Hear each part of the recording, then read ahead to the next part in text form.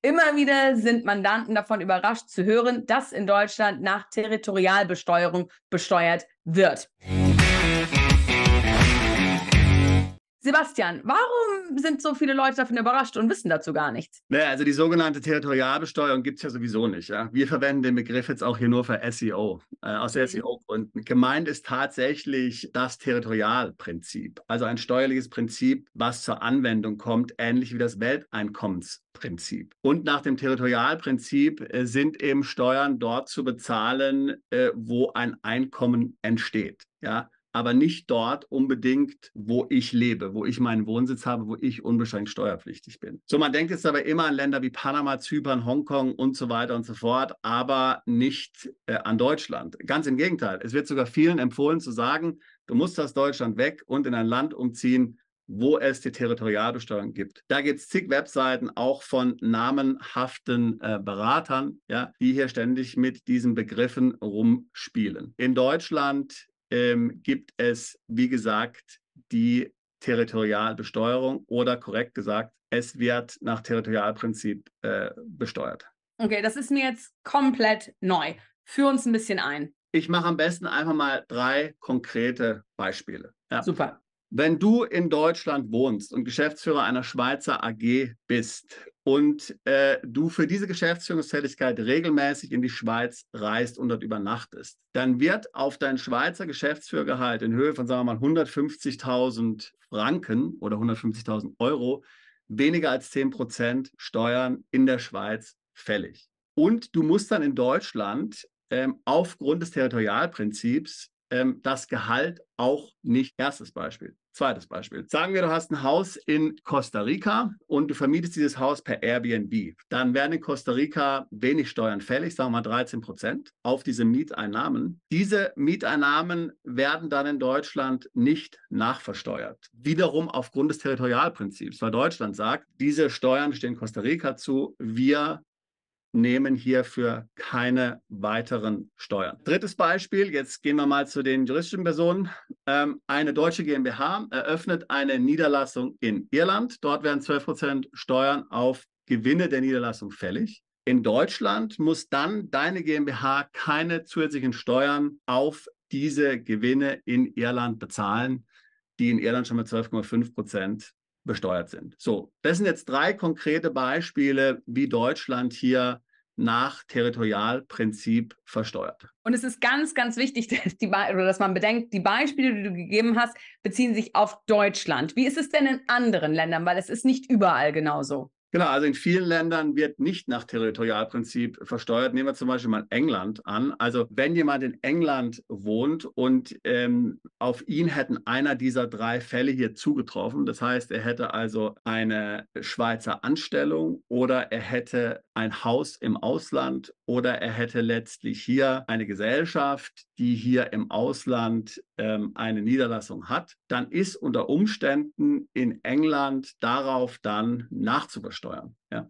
Okay. Das heißt also, dieses bereits versteuerte Einkommen wird dann nochmal mit englischer Steuer belegt, wohlgemerkt natürlich unter Anrechnung der Steuern, die bereits bezahlt sind. Jetzt natürlich die große Frage, wie können dann unsere Mandanten davon profitieren, dass in Deutschland nach diesem Territorialprinzip versteuert wird?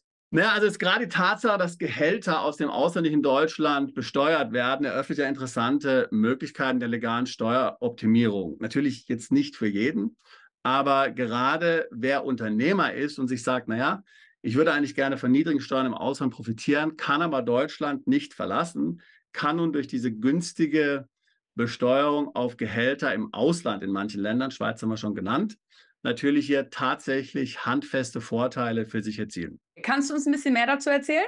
Ganz klar. Also man muss natürlich jetzt hier ganz klar erkennen, dass, was ich jetzt sage, nicht für jemanden geeignet ist, der ein Freiberufler ist und 50.000 Euro verdient. Ja? Also das ist relevant für dich, wenn du ein Unternehmen hast, nicht mehr ganz klein bist und tatsächlich natürlich auch eine Präsenz im Ausland brauchst. Es geht jetzt nicht um die Gründung von Briefkastengesellschaften. Ja?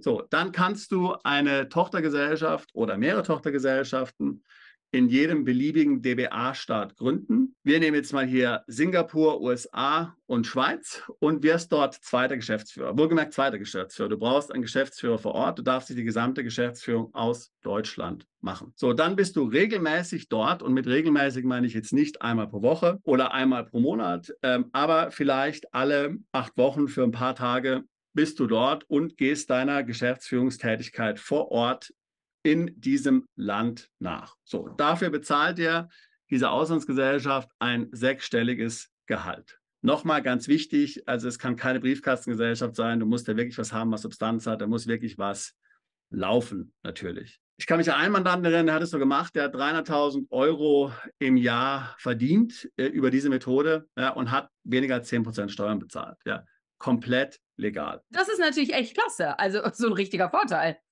Ja, eben. So, und du gibst dann in der deutschen Steuererklärung dieses Gehalt an. Du gibst an, welche Steuern du darauf bezahlt hast. Und in Deutschland wird dann letztlich keine weitere Steuer mehr fällig. Wichtig ist, dass alles gilt unter Progressionsvorbehalt. Das heißt, wenn du, sagen wir mal, Einkünfte in Deutschland hast und in Deutschland Steuern bezahlen musst, dann werden dann deine Einkünfte in Deutschland auf Basis deiner gesamten Einkünfte versteuert. Das heißt, möglicherweise geht dein Steuersatz in Deutschland für die deutschen Einkünfte nach oben, weil du im Ausland zu viel verdienst. Aber auf das ausländische Einkommen musst du keine weiteren Steuern bezahlen. Das ist natürlich schon sehr, sehr attraktiv. Was kann man denn sonst noch machen? Ja, was man sonst noch machen kann, auch hier wiederum, es geht jetzt um Unternehmer, aber möglicherweise auch Investoren. Man gründet eine Personengesellschaft. Personengesellschaften sind ja gerade bei deutschen Investoren extrem beliebt und das ist genau der Grund. Ja? Also das heißt, angenommen, ich möchte jetzt in Osteuropa ein Unternehmen aufbauen, ein Unternehmen, was Möbel baut oder ein Hotel oder sowas, ja, dann gründe ich dafür keine Kapitalgesellschaft, also eine GmbH oder sowas, sondern eben eine Personengesellschaft, die zum Beispiel der deutschen KG gleicht. Ja. Und in dieser Konstellation werden die Steuern eben auf Ebene der Gesellschafter fällig und nicht der Gesellschaft. Das heißt, wenn ich jetzt einer der Gesellschafter bin, vielleicht ein Kommanditist in einer ausländischen Personengesellschaft in Osteuropa, dann muss ich dort eine Einkommensteuererklärung einreichen und bin beschränkt für dieses Einkommen aus dieser Gesellschaft steuerpflichtig. So, und nun ist ja nun mal die Einkommensteuer in so manchen osteuropäischen Ländern bei 10%. Also zahle ich komplett 10% Steuern auf die Einkünfte aus dieser ausländischen KG. Und da es sich tatsächlich natürlich in unserem Beispiel um einen Gewerbebetrieb handelt, also hier wiederum keine Briefkastengesellschaft, muss natürlich ein wirkliches Unternehmen sein mit Mitarbeitern, Betriebsstätte und so weiter und so fort, dann werden in Deutschland keine weiteren Steuern fällig. Jetzt wie immer die Frage, wie kannst du Mandanten bei so einem Vorhaben unterstützen? Wir arbeiten mit vielen Mandanten, die sich für Auslandsgestaltung interessieren. Wir sagen immer, du musst ins Ausland umziehen. Das ist auch definitiv die bevorzugte Methode und aus meiner Sicht der einfachste Weg, jeder Menge Ärger in Deutschland aus dem Weg zu gehen und natürlich auch den hohen Steuern. Wenn du aber den Wohnsitz nicht wechseln kannst und in Deutschland bleiben musst,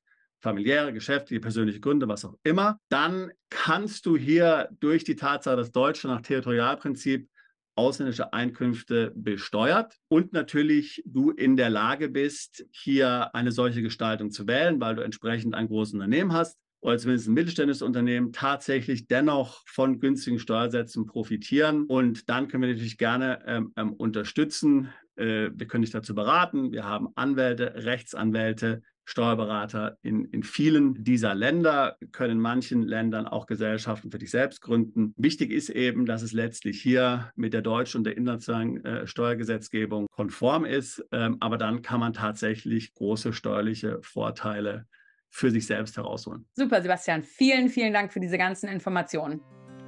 Bist du Unternehmer, Freiberufler oder Investor? Zieht es dich schon lange ins Ausland?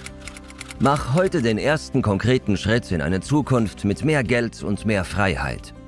Buche ein Beratungsgespräch mit Sebastian und seinen Kollegen. Unsere Kanzlei unterstützt Mandanten wie dich dabei, deine Steuerlast legal zu reduzieren, Vermögen aufzubauen und zu schützen und deine persönliche Freiheit zu maximieren. Profitiere jetzt von unserem Fachwissen und unserem Netzwerk. Gehe zu mandatierung.com und werde Mandant unserer Kanzlei.